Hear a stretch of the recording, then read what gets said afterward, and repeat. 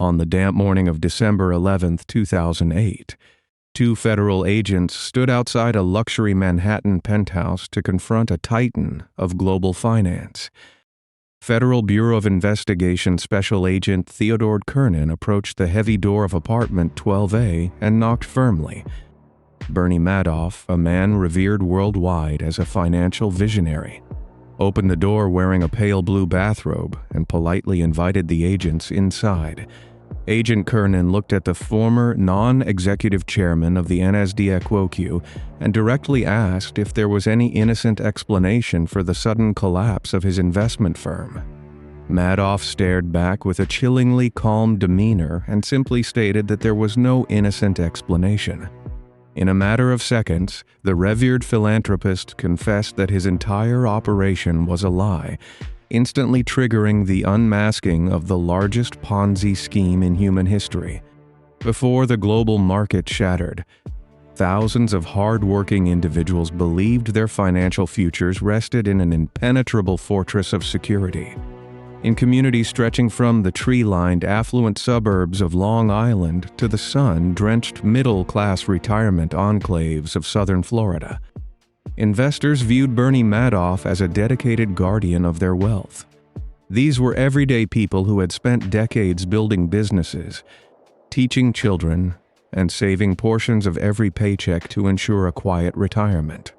Every morning, retirees in places like Palm Beach would sit at their kitchen tables, drink their coffee, and confidently plan their golden years around the steady, unfailing 10 to 12% returns printed on their monthly statements.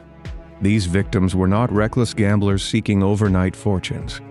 They were cautious planners who trusted a system that presented itself as highly regulated, deeply conservative, and entirely legitimate. The heavy envelopes arriving in their mailboxes contained thick stacks of trade confirmations, detailing intricate stock purchases and precise dividend yields. The recipients read these documents and felt a profound sense of safety, knowing their money was being managed by one of the most respected minds on Wall Street. To them, the name Madoff represented a shield against the unpredictable chaos of the open market. They believed the numbers on those crisp white pages were real. The man at the center of this profound trust had spent a lifetime building an aura of absolute invincibility. Operating out of the distinctive elliptical lipstick building located at 53 3rd Avenue in Midtown Manhattan, Madoff divided his empire into multiple tiers. He commanded the legitimate brokerage business on the 19th floor, where his proprietary trading software revolutionized the financial markets and helped establish modern electronic trading. This very real, highly successful market-making operation served as the perfect gleaming facade for the darkness hiding just 2 floors below. Down on the secretive 17th floor, access was strictly controlled, and the atmosphere shifted from high-tech innovation to analog obscurity. A handful of intensely loyal employees operated legacy as 400 computers, manually generating the complex trade documents sent to clients. The broader financial world remained entirely unaware of the archaic machinery churning out these fictitious statements. Madoff leveraged his pristine reputation as a pioneer of electronic trading and his former role as the non-executive chairman of the NASDAQ to deflect any scrutiny from his asset management division. Investors considered access to this exclusive secretive fund an incredibly rare privilege. Families guarded their accounts fiercely, passing down their investment spots from generation to generation like cherished family heirlooms.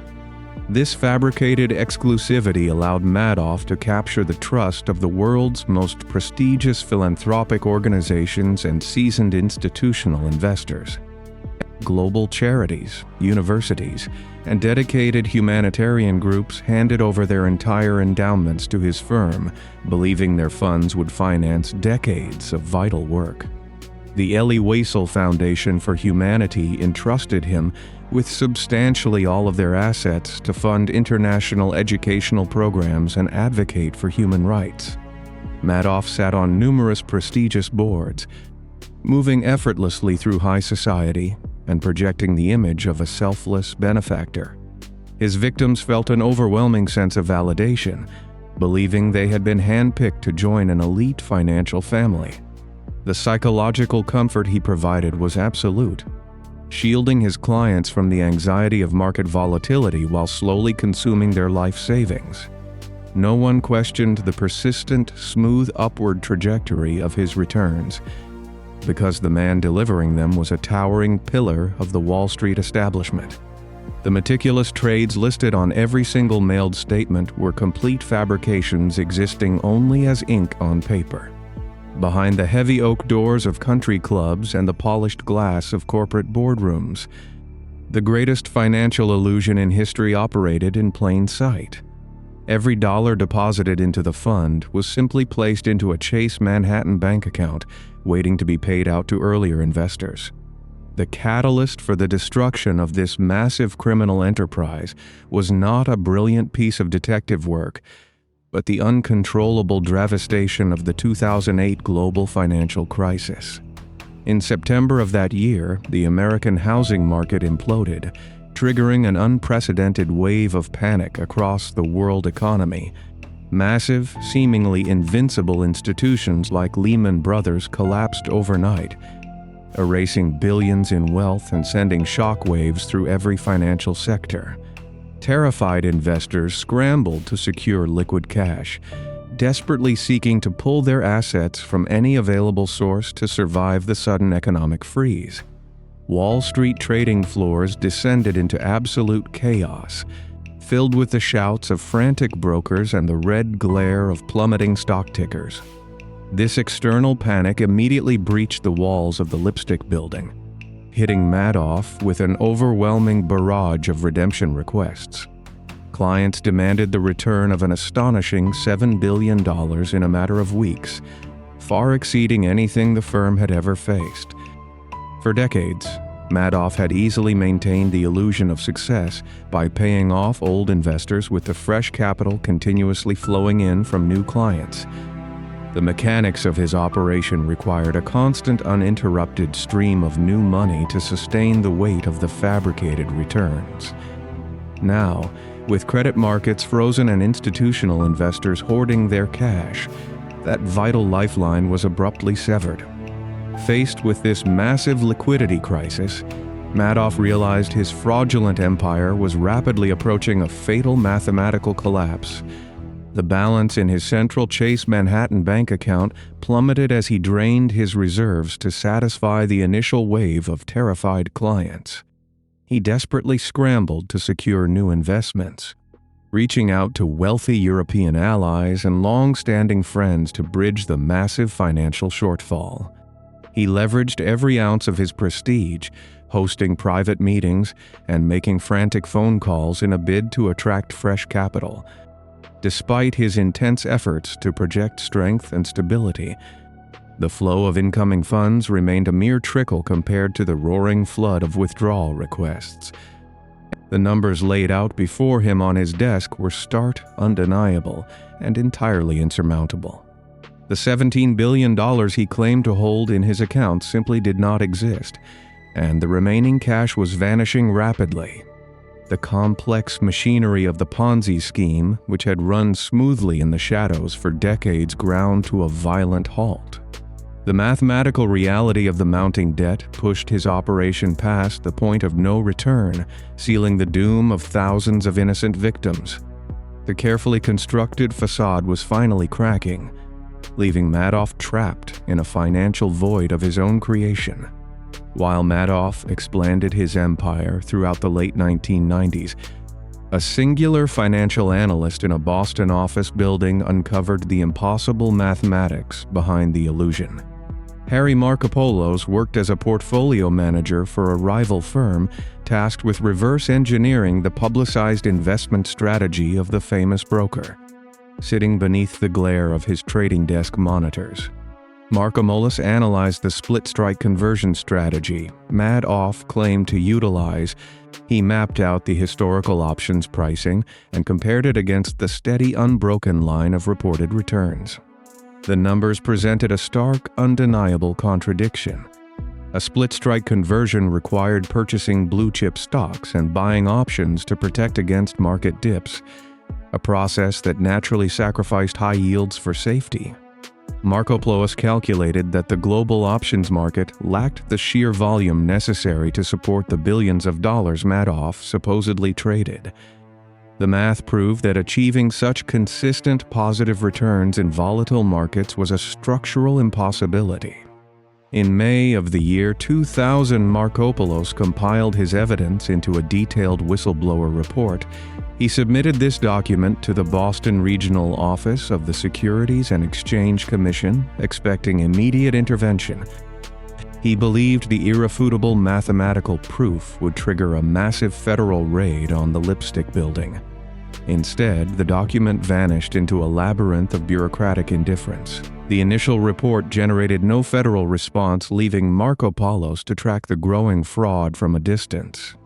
Throughout the year 2001, he monitored the reported assets of the firm as they swelled by billions of dollars, verifying that the mathematical discrepancies only grew larger. He submitted a second, broader report to the regulatory agency, hoping to pierce the institutional silence. The failure of the system stemmed from a fatal lack of quantitative expertise among the investigating attorneys. The staff at the Securities and Exchange Commission consisted of lawyers who possessed little working knowledge of advanced derivative trading. When they reviewed the complex mathematical models provided by Markopoulos, they failed to comprehend the core mechanics of the fraud.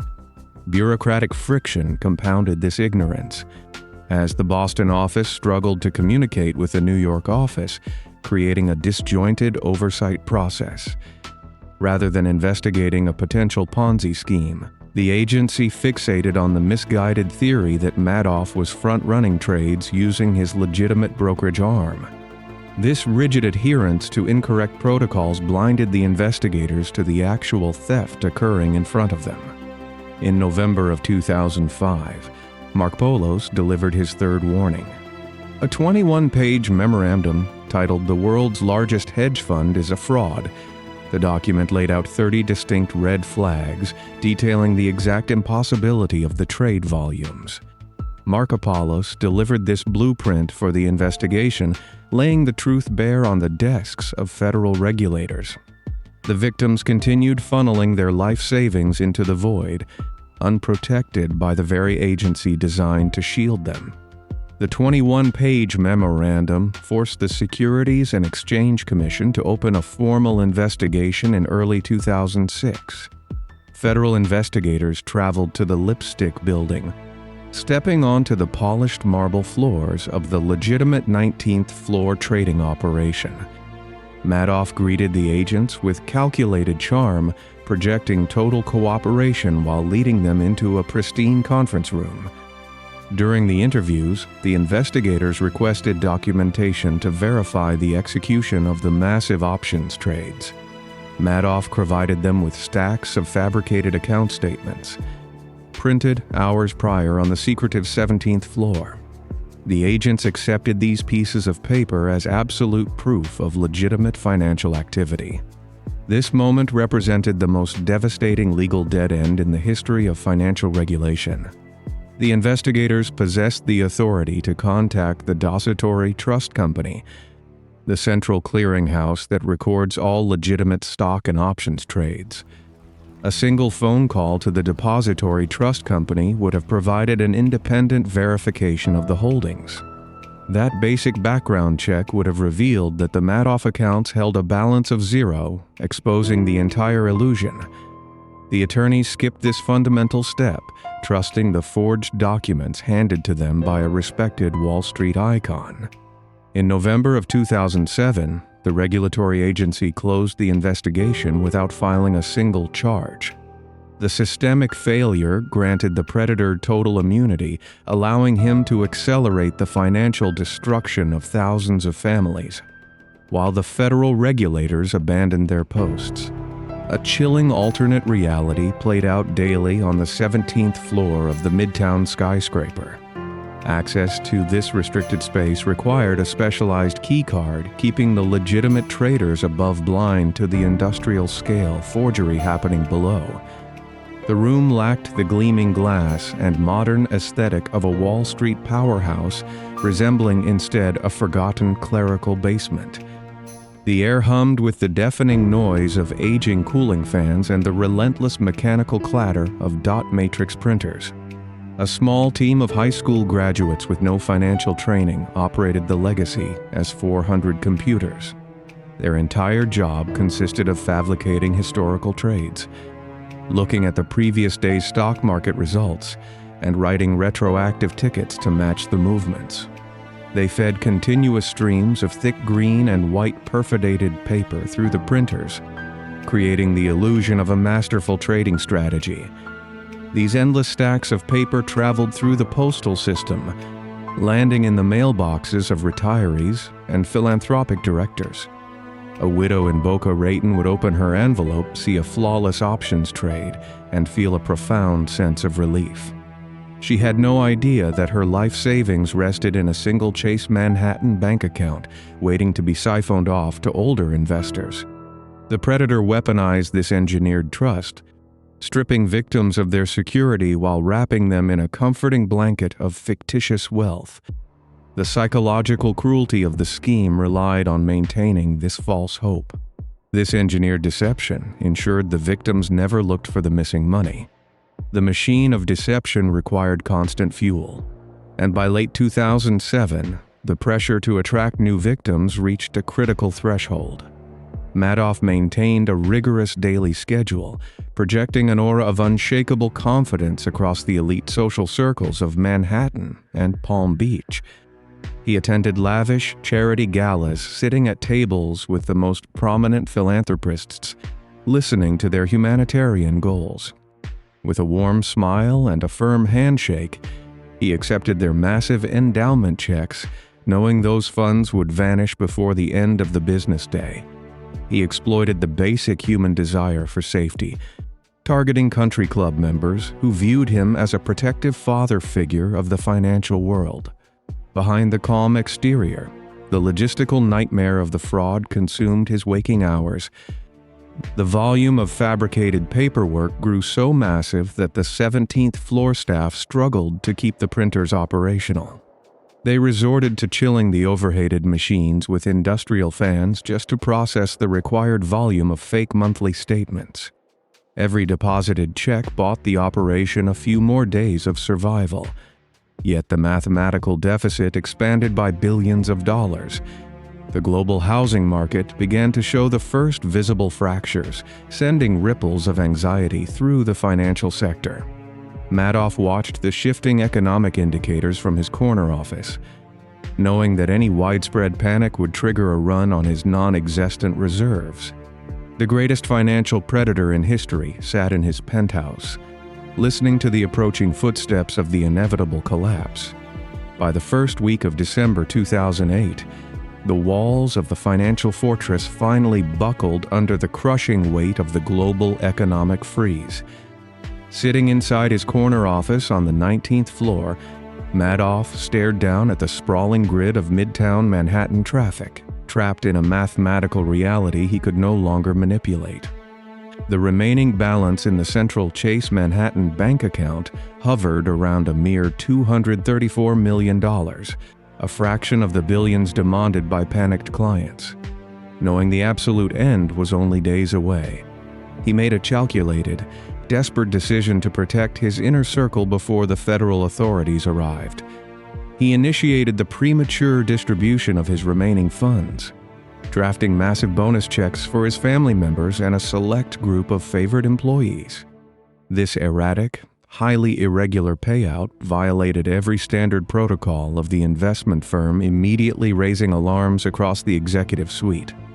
His two sons, Mark and Andrew, worked just down the hall in the legitimate trading division and noticed the sudden hemorrhaging of capital. They confronted their father in his office, demanding a clear explanation for the massive cash transfers while the firm struggled to pay its clients. Madoff refused to answer their questions directly, staring out the window and suggesting they move the conversation to his private residence later that week. The cold dismissal shattered the lifelong illusion of absolute control, leaving his sons deeply unsettled by the unfamiliar panic radiating from their father. The decades of meticulous deception were collapsing hour by hour, leaving the predator cornered by his own fabricated ledgers. On the morning of December 10th, the physical center of the tragedy shifted from the polished glass of the commercial skyscraper to a lavish residential building on the Upper East Side. Madoff instructed Mark and Andrew to meet him inside his two-story penthouse at 1133 East 64th Street, a residence purchased entirely with stolen funds. The brothers walked into the expansive living room, an opulent space filled with priceless antique furniture and fine art, only to find their father pacing in a state of visible despair. Madoff gathered his sons around the center seating area, his usual commanding posture replaced by trembling shoulders and uncontrollable tears.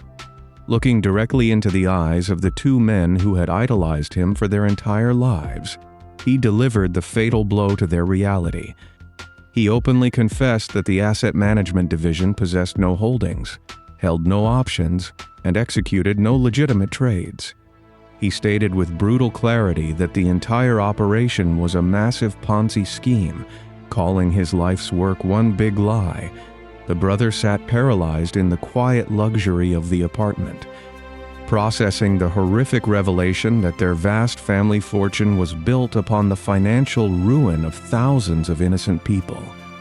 Every childhood memory, every business success, and every philanthropic milestone instantly dissolved into a landscape of profound criminality. The predator stripped away the mask of the benevolent financial guardian, revealing the cold architecture of a 30-year theft. Horrified by the magnitude of the betrayal, Mark and Andrew immediately fled the penthouse, leaving their weeping father behind in the quiet isolation of his stolen wealth.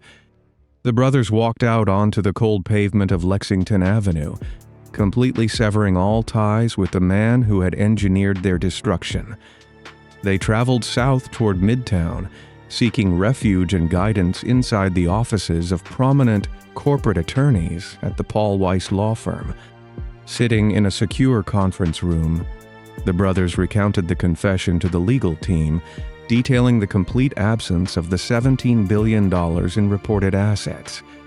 The attorneys recognized the unprecedented scale of the disaster and swiftly initiated contact with federal authorities, setting the wheels of justice into immediate motion.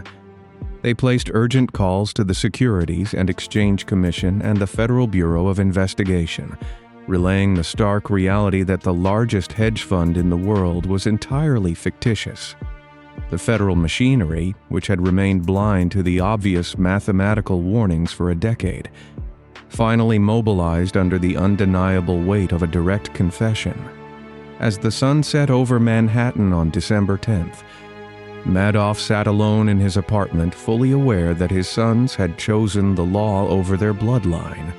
He spent his final hours of freedom surrounded by the silent artifacts of his massive deception.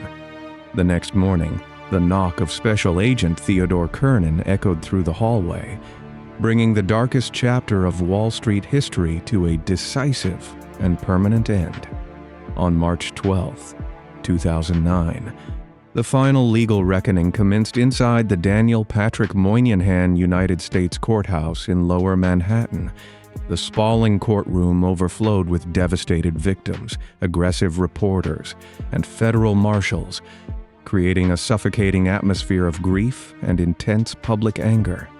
Madoff stood before the judge at the heavy wooden defense table, stripped of his bespoke suits and wearing a stark, undeniable badge of disgrace. He pleaded guilty to 11 federal felonies, including securities fraud, investment advisor fraud, mail fraud, wire fraud, and international money laundering.